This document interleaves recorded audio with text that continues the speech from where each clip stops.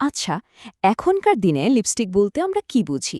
আত্মবিশ্বাস, সৌন্দর্য, নিজের ব্যক্তিত্বকে তুলে ধরা, তাই তো? কিন্তু ভাবুন তো একবার, এমনও একটা সময় ছিল যখন ঠোঁটে এই সামান্য একটু রঙের ছোঁয়া কাউকে ডাইনি বলে চিনিয়ে দেওয়ার জন্য যথেষ্ট ছিল। চলুন না, এই অবিশ্বাস্য জার্নিটার পেছনের গল্পটা আজ জেনে নেওয়া যাক। একদিকে দেখুন, আজ লিপস্টিক মানে হচ্ছে ক্ষমতার প্রতীক, যা আমাদের আত্মবিশ্বাসকে কয়েক গুণ বাড়িয়ে তোলে। আর অন্যদিকে মাত্র কয়েকশো বছর আগেই এই একই জিনিসকে দেখা হতো ডাইনিবিদ্যা বা শয়তানের চিহ্ন হিসেবে। কি অদ্ভুত, তাই না? তো প্রশ্নটা হলো, কিভাবে একটা সাধারণ সাজের জিনিস সমাজের চোখে এতটা বদলে গেল? মানে, এর পেছনের কারণটা ঠিক কি? চলুন, এই ব্যাপারটাই আজ আমরা খুঁজে বের করব। এর উত্তর জানতে হলে আমাদের ফিরে যেতে হবে একেবারে শুরুতে, সেই প্রাচীন সভ্যতার দিনগুলোতে, যেখানে ঠোঁট রাঙানোর চল প্রথম শুরু হয়েছিল, আর তার সাথে জড়িয়েছিল সম্মান, ক্ষমতা, আর হ্যাঁ, কখনো কখনো মারাত্মক বিপদও। প্রায় ৫,০০০ বছর আগেকার কথা। সুমেরীয় সভ্যতাতে কিন্তু নারী পুরুষ দুজনেই দামি পাথর গুঁড়ো করে ঠোঁটে লাগাতেন। আবার প্রাচীন মিশরে রানী ক্লিওপ্যাট্রা তার বিখ্যাত লাল ঠোঁটের জন্য এক ধরনের পোকা গুঁড়ো করে ব্যবহার করতেন। এমনকি আমাদের সিন্ধু উপত্যকাতেও গেরু মাটি দিয়ে ঠোঁট রাঙানোর প্রমাণ মিলেছে। মানে, একটা জিনিস কিন্তু পরিষ্কার, শুরুতে লিপস্টিকটা লিঙ্গের প্রতীক ছিল না, ছিল সামাজিক স্ট্যাটাসের প্রতীক। কিন্তু এই সৌন্দর্যের একটা অন্ধকার দিকও ছিল। প্রাচীন মিশরে ঠোঁটের এই রঙকে মাঝে মাঝে বলা হতো কিস অফ ডেথ বা মৃত্যুর চুমন। কারণটা শুনলে অবাক হবেন, এটা তৈরি হতো ফিউকাস, অ্যালজিন, আয়োডিন আর গ্রোমিন ম্যানারাইটের মতো মারাত্মক সব বিষাক্ত জিনিস দিয়ে, যা থেকে ভয়ঙ্কর অসুস্থতা, এমনকি মৃত্যু পর্যন্ত হতে পারত। প্রাচীন যুগের পর লিপস্টিকের ইতিহাসে একটা অন্ধকার সময় নেমে আসে। মানে, সবকিছু যেন উল্টে গেল। মধ্যযুগে ধর্মীয় আর সামাজিক নেতারা লিপস্টিকে সরাসরি শয়তানের প্রতীক হিসেবে দেখতে শুরু করলেন। সৌন্দর্য চর্চা করাটাই তখন হয়ে উঠল এক বিরাট পাপ। তখনকার চিন্তাভাবনাটি কেমন ছিল, তাই একটা কথা শুনলেই পরিষ্কার হয়ে যাবে। বলা হতো, যে নারী মেকআপ পরতেন তাকে শয়তানের অবতার হিসেবে দেখা হতো, কারণ তিনি ঈশ্বরের সৃষ্টিকে চ্যালেঞ্জ করছেন। ভাবা যায় কি সাংঘাতিক দৃষ্টিভঙ্গি ছিল। আর এই বিরোধিতা শুধু কথায় থেমে থাকেনি। প্রাচীন গ্রিসে প্রথম আইন করে লিপস্টিককে পতিতাবৃত্তির সাথে যুক্ত করা হয়। এরপর মধ্যযুগে গির্জা তো সরাসরি লাল ঠোঁটকে শয়তানের প্রতীক বলে দিল। ষোড়শ শতকের ইংল্যান্ডে এটাকে ডাইনিবিদ্যার চিহ্ন বলা হতো। আর সবথেকে অবাক করা বিষয় হল, ১৭৭০ সালে ব্রিটিশ পার্লামেন্টে একটা আইন আনার প্রস্তাব করা হয়েছিল, যেখানে বলা হয় বিয়ের আগে কোণে লিপস্টিক পরলে সেই বিয়ে বাতিল বলে গণ্য হবে। কিন্তু এত কিছুর মধ্যেও একজন ছিলেন, যিনি ছিলেন একেবারে ব্যতিক্রম।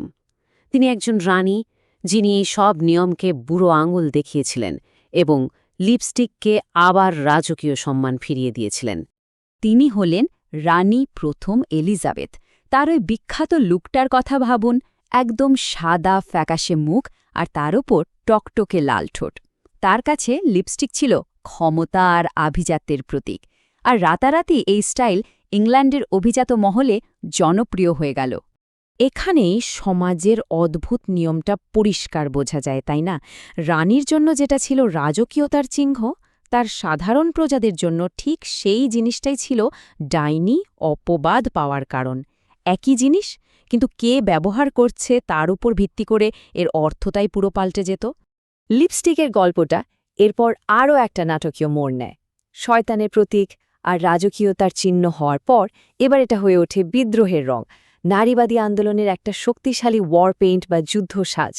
২০ শতকের শুরুর দিকে নারীদের ভোটাধিকারের জন্য যারা আন্দোলন করছিলেন, অর্থাৎ সাফ্রাগেটরা, তারা লাল লিপস্টিককে নিজেদের একটা অঘোষিত ইউনিফর্ম বানিয়ে ফেলেছিলেন। এটা কিন্তু শুধু সাজগোজের জন্য ছিল না, এটা ছিল একটা সচেতন প্রতিবাদ। যেমন ধরুন, ১৯১২ সালের নিউ ইয়র্ক সাফ্রাগেট র্যালিতে হাজার হাজার নারী সাহসের সাথে লাল লিপস্টিক পরে যোগ দিয়েছিলেন। বিখ্যাত কসমেটিক্স উদ্যোক্তা এলিজাবেথ আর্ডেন নিজে মিছিলে লিপস্টিক বিলি করেছিলেন।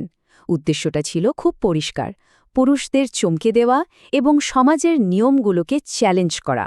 আর এভাবেই লিপস্টিক ডাইনির প্রতীক থেকে সোজা রাজনৈতিক প্রতীকে পরিণত হল। এই বদলের ধারা এখানেই থামেনি। দ্বিতীয় বিশ্বযুদ্ধের সময়ে লাল লিপস্টিক হয়ে উঠল দেশপ্রেমের প্রতীক। ভাবা যায়, দেশের সবার মনোবল বাড়ানোর জন্য এটাকে একটা দেশাত্মবোধক দায়িত্ব হিসাবে দেখা হতো। এমনকি মার্কিন মেরিন কর্পস তাদের নারী সৈন্যদের জন্য মন্টেজিউমা রেড নামে একটা বিশেষ শেডের লিপস্টিক পরা বাধ্যতামূলক করে দিয়েছিল। তো যুদ্ধের ময়দান থেকে লিপস্টিকের যাত্রা এবার এসে পৌঁছল আধুনিক যুগে, আর এবার এটি হয়ে উঠল গ্ল্যামার আর ক্ষমতার চূড়ান্ত প্রতীক, যার পেছনে সবচেয়ে বড় ভূমিকা ছিল হলিউডের। 40 আর 50-এর দশকে ম্যারিলিন মনরো, এলিজাবেথ টেলরের মতো হলিউড তারকারা লাল লিপস্টিককে জনপ্রিয়তার শিখরে নিয়ে গেলেন। রূপলী পর্দায় তাদের উপস্থিতি লাল লিপস্টিককে গ্ল্যামার, আকর্ষণ আর স্বাধীনতার এমন এক প্রতীকে পরিণত করল, যা সারা বিশ্বের নারীদের কাছে এক নতুন অনুপ্রেরণা হয়ে উঠল। আর এই ধারা কিন্তু আজও চলছে। আজকের দিনের দিকে তাকালেই সেটা বোঝা যায়। টেইলর সুইফটের সিগনেচার লুক, রিয়ানার ফেন্টি বিউটির আগুন রাঙা লিপস্টিক, কিংবা মার্কিন কংগ্রেসে আলেকজান্ড্রিয়া ওকাজিও কোর্তেজের আত্মবিশ্বাসী উপস্থিতি, সব জায়গাতেই লাল ঠোঁট যেন নীরবে ক্ষমতার কথা বলে। আসলে পুরো ইতিহাসটা দেখলে একটা জিনিস খুব পরিষ্কার হয়ে যায়। ভয়টা কখনোই রংটা নিয়েছিল না, ভয়টা ছিল সেই আত্মবিশ্বাস নিয়ে, যা এই রংটা একজন নারীকে দেয়।